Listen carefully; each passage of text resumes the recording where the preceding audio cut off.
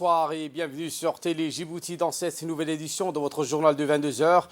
Les titres de l'actualité. Le président de la République, Ismaïl Omar Guelleh, a inauguré ce matin un nouveau scanner médical IRM à l'hôpital Cheikho de Balbala. Et dans l'actualité internationale, le parti d'extrême droite Frères d'Italie en tête des élections législatives de ce pays. Voilà pour le titre. Merci si vous nous rejoignez sur Télé Djibouti. La cérémonie de mise en service d'un nouveau scanner médical placé sous l'égide du président Guelleh. Le président de la République a supervisé ce matin une cérémonie de mise en service d'un nouvel scanner d'imagerie médicale acquis par l'hôpital Cheikho de Balbala.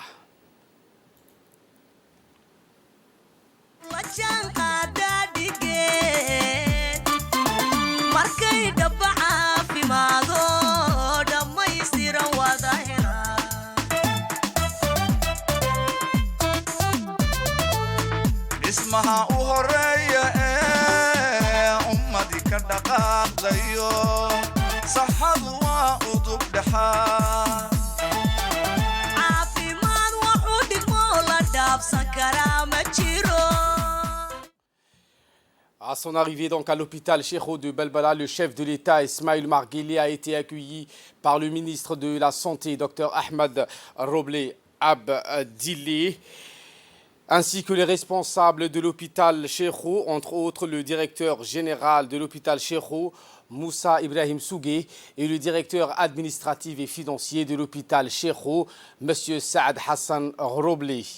Accueillis sur une aide d'honneur par les personnels de l'hôpital, le chef de l'État a dévoilé donc la plaque symbolisant la mise en service effective de ce nouveau scanner. Et peu après, donc, le chef de l'État s'est dirigé vers la salle.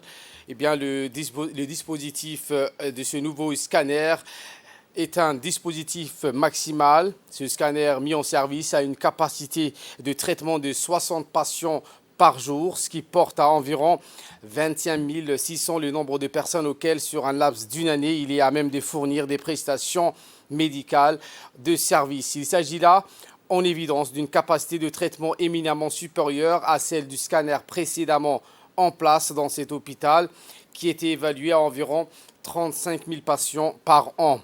Quant à son aptitude à la précision, elle est garantie par son appartenance à la gamme ultime des super modernes en termes d'imagerie médicale, susceptible de produire des clichés radiologiques sur plusieurs dimensions, et ce, dans un ordre pluriel d'organes vitaux dans le cœur, le foie ou encore les reins. Adjoint également à toutes les technologies modernes, il offre aux professionnels de santé des gains précieux de temps à travers sa capacité à renvoyer directement les résultats de radiographie opérés sur l'ordinaire des médecins, plus prompts à être donc établir des ordonnances ou à privilégier d'autres prestations. Ce nouveau scanner acquis par l'hôpital Cheikho de Balbala s'ajoute à une gamme d'instruments similaires disponibles dans notre pays depuis longtemps. Sa vocation principale est de contribuer à l'essor entériné sous l'impulsion directe du président de la République, Ismaïl Omar Guelleh, d'une médecine efficiente de proximité au profit de l'ensemble des pôles urbains de notre pays, aussi dans la capitale et sa banlieue que dans les régions de l'intérieur. Dans une déclaration faite à l'issue de cette cérémonie, le ministre de la Santé, Dr Ahmed Robleh Abdillah, s'est réjoui de l'acquisition du nouveau dispositif médical. A eu l'immense plaisir et l'honneur d'accueillir ce matin le chef de l'État, son Excellence Al-Hajj Ismaïl Omar Guelleh, au sein de l'hôpital Cheikho, hôpital de Balbala. Le chef de l'État a inauguré un nouveau scanner. Nous faisions auparavant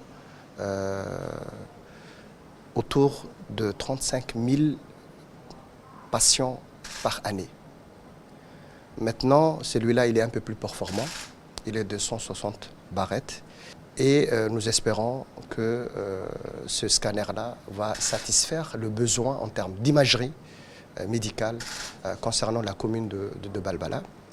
Nous avons assez de scanners sur la République de Djibouti. Nous avons des IRM. Et ce scanner va combler tout le besoin. Nous remercions ici d'abord Dieu, Allah, et ensuite le chef de l'État, Al-Hajj Ismail Omar Guelleh, et son gouvernement. Et donc d'avoir permis d'avoir ce scanner qui va vraiment satisfaire le besoin de la population. Nous sommes très satisfaits. Les médecins qui officient ici, les radiologues, ils sont en nombre de 3. Ces médecins travaillent au quotidien ici au sein de ce service de radiologie de l'hôpital Chéro. Et nous allons surtout y veiller à la maintenance. Dans le cadre de la campagne de contrôle des prix et de la qualité, une équipe des inspecteurs du ministère du Commerce et du Tourisme ont effectué des opérations de contrôle inopinées dans la commune de Balbala, notamment dans le grand faubourg de Hayablé. L'objectif principal de cette mission consiste à s'assurer d'une part du respect des prix homologués par le ministère du Commerce. À cet effet, certains points de vente en infraction ont eu des convocations afin de se présenter au ministère. Les contrôleurs ont saisi les commerçants de la place pour leur rappeler l'obligation de délivrance des factures pour toute transaction commerciale. Par les voies de ces contrôleurs, le ministère du Commerce saisit cette occasion pour lancer un appel à tous les opérateurs économiques et leur demander de se conformer au respect strict des prix fixés en rappelant que les pratiques inflationnistes sont passibles de sanctions.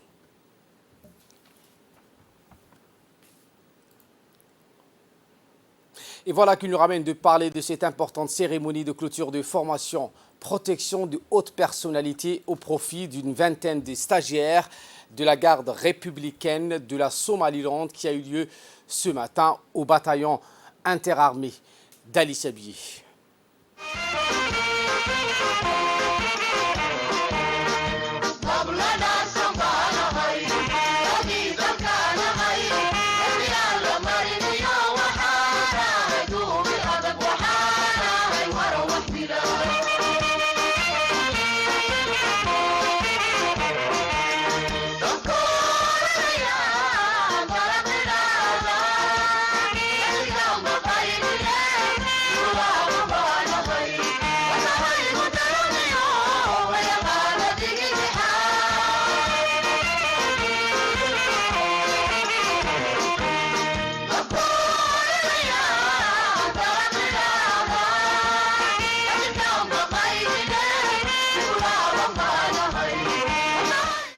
Cet événement présidé par le colonel Mohamed Jama' Douali, commandant de la garde républicaine, en présence du lieutenant-colonel Roble Mohamed Abdallah, commandant du bataillon interarmé d'Ali Sabié, a vu la participation du lieutenant-colonel Ibrahim Zakaria Cheikh, directeur du bureau de relations internationales, du colonel Mohamed Shabban Ali, commandant de la garde présidentielle de la Somaliland, et sa délégation Moussa Aden Migani, le préfet de la région d'Ali Sabié, ainsi que le président du conseil régional de la ville de Aska, Sharmarka Hassan Al-Ali, et des autorités militaires ainsi que ceux de la société civile de la région d'Ali Sabié.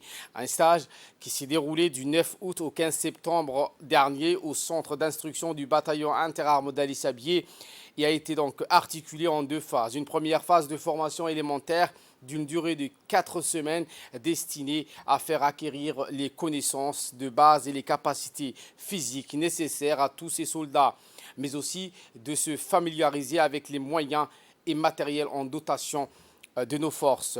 Une deuxième phase d'1 mois pour l'obtention d'un certificat de niveau premier de protection de haute personnalité qui permettra donc de maîtriser les techniques ainsi que les bases nécessaires au métier de sécurité rapproché.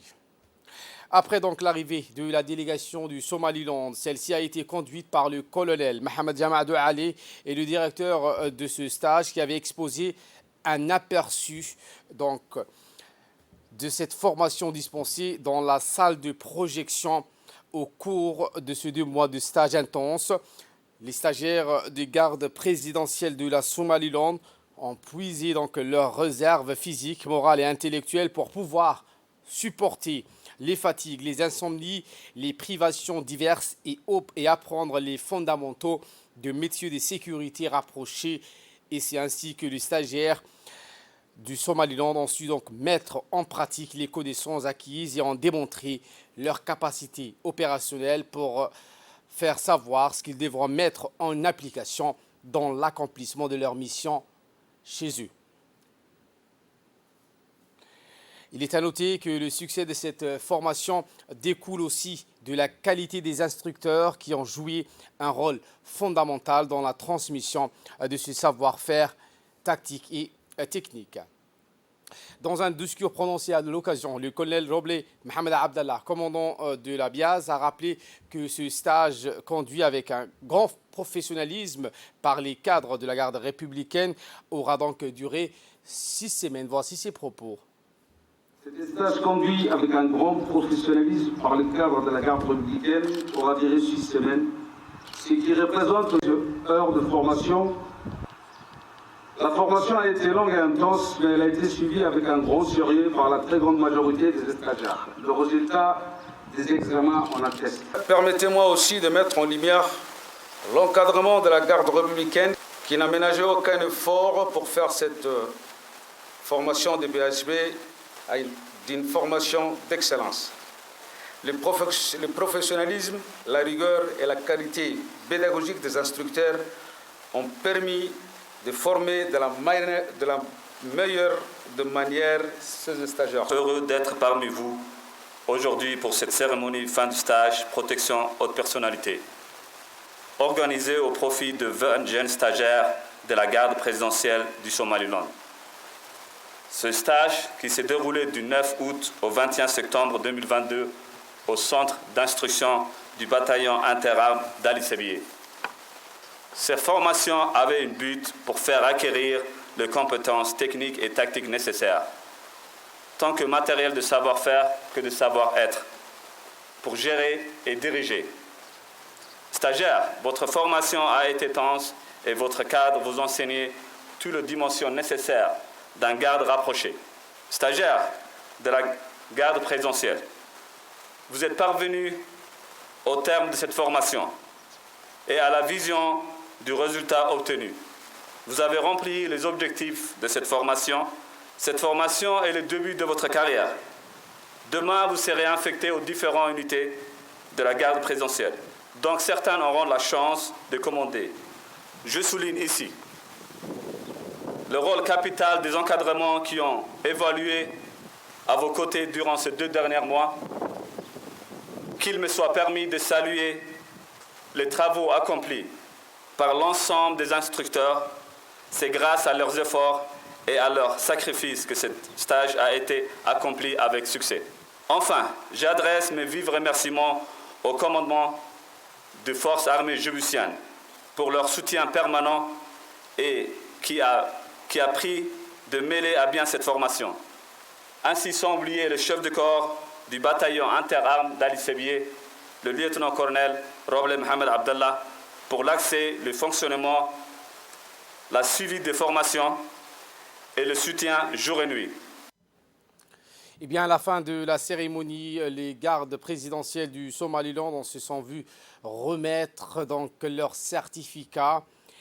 Et c'est grâce à leurs efforts et à leur dévouement que ce stage a été accompli. L'objectif de cette formation est de renforcer et consolider les relations fraternelles existantes entre les deux parties et de partager également les expériences en matière de sécurité et de défense. Par ailleurs, il est indispensable de favoriser l'élargissement du champ de la coopération multiforme entre la République du Djibouti et la Somaliland. Une cérémonie qui s'est clôturée donc avec un banquet spécial suivi des sketchs et d'animations.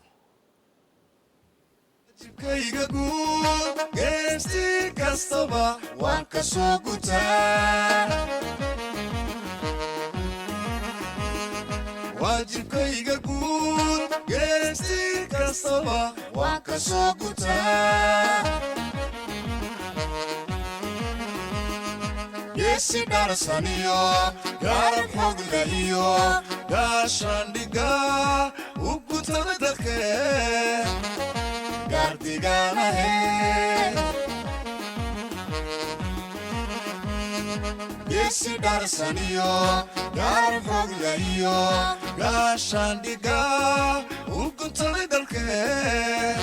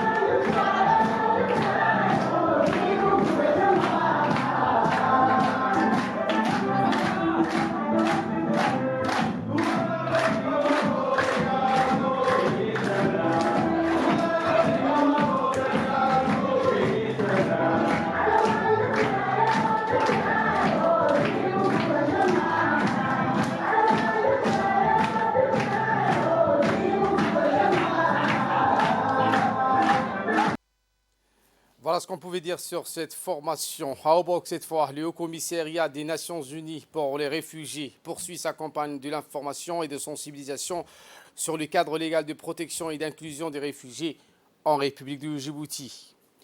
Le HCR, en collaboration avec l'ONARS et avec l'appui financier de l'UE, un atelier a été tenu sur le même thème dans la ville de Hayou. Un atelier qui a regroupé 18 éléments des forces de l'ordre et de sécurité ainsi que la préfecture et le conseil régional. À la fin de cet atelier, les participants ont exprimé leur satisfaction et ont souhaité que ce genre de formation soit régulièrement organisé et élargi à un grand nombre de bénéficiaires.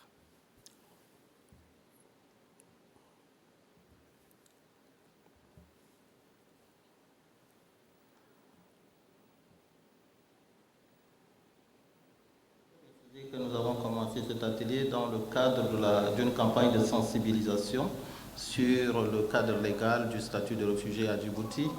Et nous avons déjà parcouru quelques régions, dont notamment la région de Dikil, Ali Sabié. Obok est la troisième étape de cette campagne.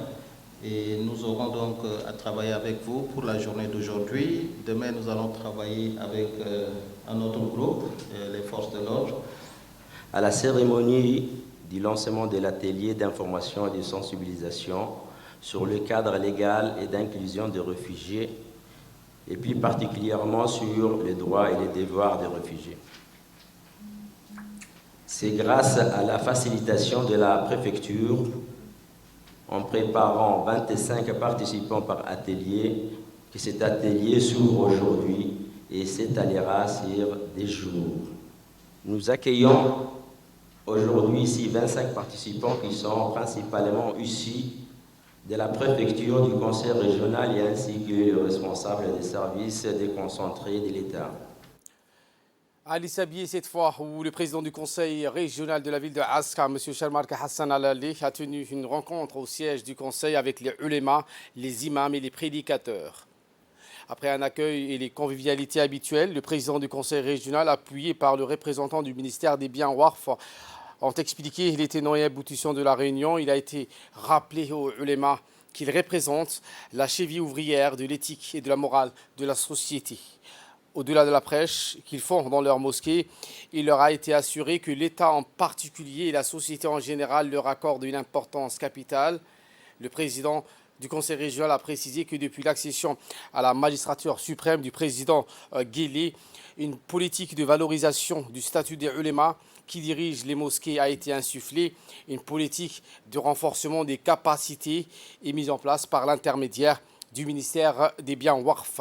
De leur côté, les ulémas ont exprimé leur entière satisfaction à la valorisation de leur statut par la politique clairvoyante du chef de l'État et de son gouvernement et qu'ils sont particulièrement fiers de participer à cette réunion de concertation avec les élus de la région.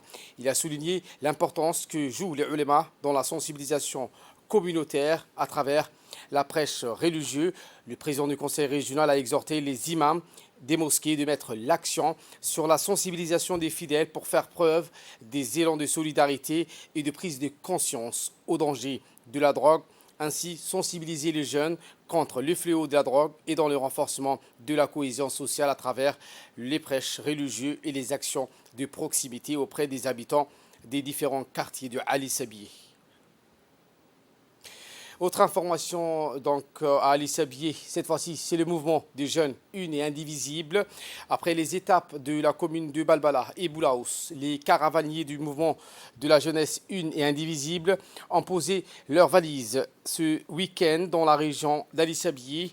Notamment, c'était dans la salle du conseil régional que les caravaniers ont été reçus par le président du conseil régional et par d'autres responsables. L'objectif de cette caravane, sensibiliser les jeunes sur leur rôle dans la promotion du comportement civique et de la citoyenneté responsable et exemplaire, placé sous le thème « Rôle et responsabilité des jeunes dans l'enracinement des valeurs civiques, patriotiques et citoyennes pour le rayonnement et le développement du pays ». Plusieurs thèmes ont été à l'ordre du jour, des échanges et du partage, notamment les questions donc liées à la paix, à la citoyenneté, à l'engagement civique, au volontariat et à la lutte contre la drogue. C'est ce qu'a précisé Ahmad Mogoula, président du mouvement Jeunes une et indivisible. J'ai pris cette caravane pour rappeler encore la jeunesse l'importance du civisme. Le civisme, c'est le respect des citoyens et c'est le respect des choses publiques. Respect des citoyens, comme vous le savez, les gens qui vivent ensemble doivent se respecter, doivent toujours promouvoir la bienveillance, la tolérance entre eux, surtout au sein de la jeunesse aussi, parce que c'est ce pays que nous avons, Djibouti, on n'a pas d'autre pays, et ce pays a besoin de la jeunesse responsable, solidaire, volontaire, active, qui travaille toujours ensemble pour le bien de la région, prendre aussi soin de leur environnement.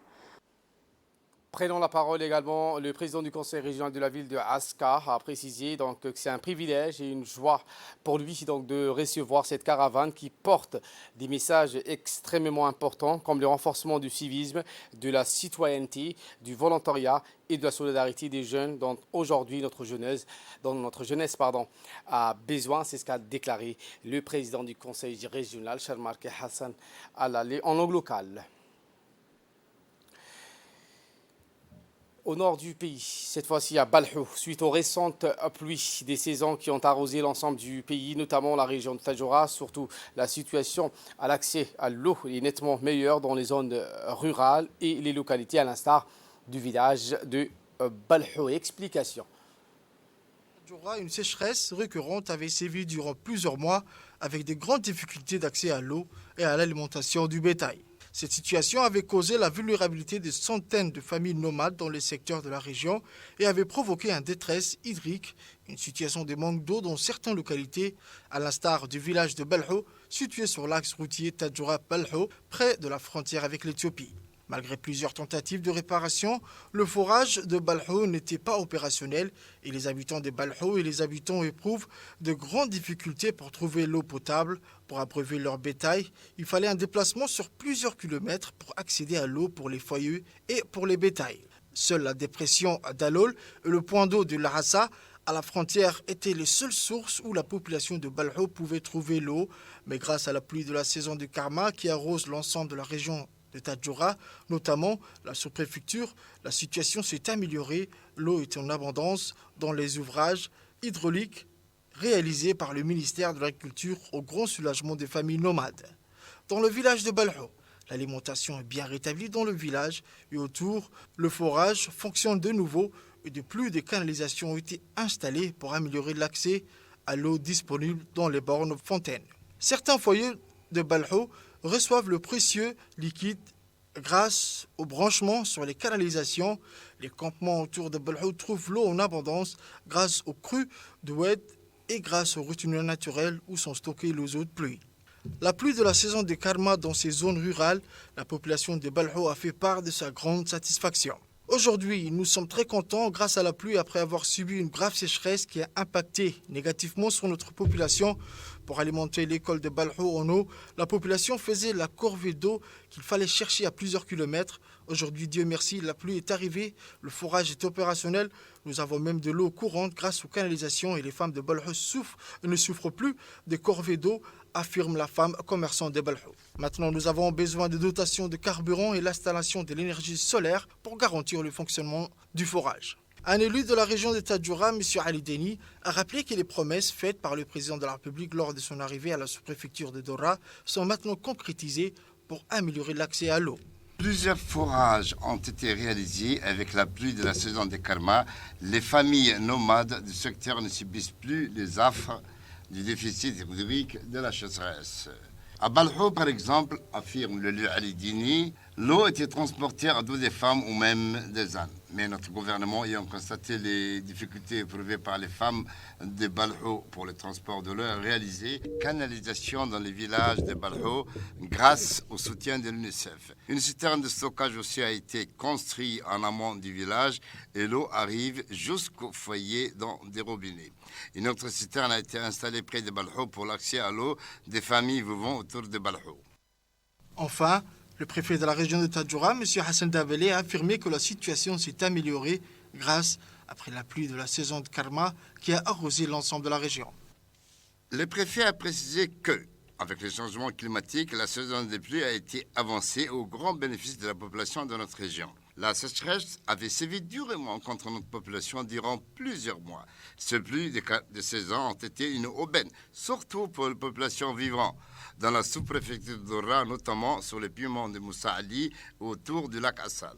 Les pluies de saison de Karma, conjuguées aux efforts du gouvernement pour lutter contre la soif et la sécheresse, ont été d'un grand soulagement pour l'ensemble de notre population. Cette nouvelle situation a permis d'améliorer l'accès à l'eau dans les zones rurales, notamment le village de Balhou, où l'accès à l'eau est sécurisé, et même avec des branchements dans le foyer. En nouvelle du monde cette fois, ces élections législatives italiennes, le parti d'extrême droite Frères d'Italie, Fratelli d'Italia, devait remporter ces élections législatives, ouvrant la voie à la dirigeante du parti, Giorgia Meloni, pour devenir la première femme première ministre d'Italie. Selon un sondage sorti des urnes, Meloni devait remporter entre 22 et 26% des voix devant son adversaire Enrico Letta du bloc de centre-gauche. Le bloc de la droite, que comprend le parti Frères d'Italie, devrait recueillir 40 à 45% des voix, ce qui permettrait d'obtenir la majorité dans les deux chambres du Parlement. Voilà pour l'essentiel de ce 22h. Merci à vous de nous avoir suivis et très bonne suite des programmes sur Télé Djibouti.